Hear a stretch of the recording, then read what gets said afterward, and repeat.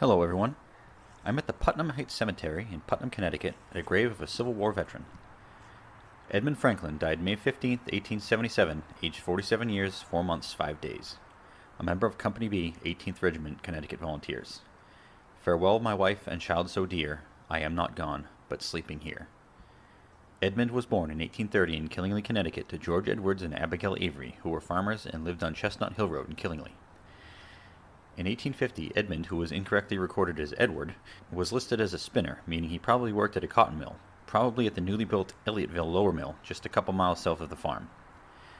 Edmund married Marcy Talbot in 1852. Edmund's father died in 1860, and his mother was living with him and Marcy on the 1860 census, and Edmund was listed as a shoemaker. In 1862, Edmund volunteered to join the Connecticut 18th Regiment and fight in the Civil War. The 18th Regiment was stationed around Baltimore for almost a year before they saw their first battle in June of 1863, at the Second Battle of Winchester. The 7,000-man Union Army was facing certain defeat against a 12,000-strong Confederate force. After 2 days of battle, the 18th Regiment, along with the Maryland 5th Regiment, were ordered to charge against the Confederate forces to buy more time for the rest of the army to retreat. The men followed their orders, knowing it may well be their last, but they suffered remarkably few casualties after 3 separate charges, even managing to destroy the Confederate artillery on a nearby bridge.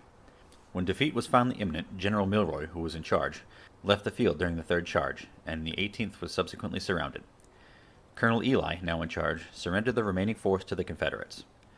The captured men were all exchanged after only 3 months in captivity, and nearly all of them survived and were returned unharmed, which is very rare for the Civil War. It is unknown if Edmund was one of the captured men or not.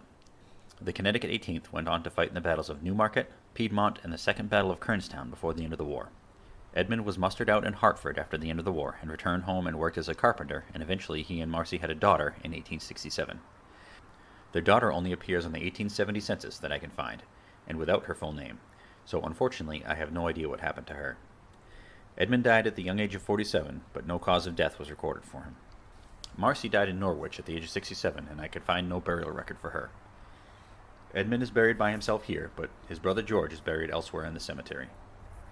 If you like these videos, give me a like and subscribe, and I'll do my best to entertain your mortuary musings. Thanks for watching.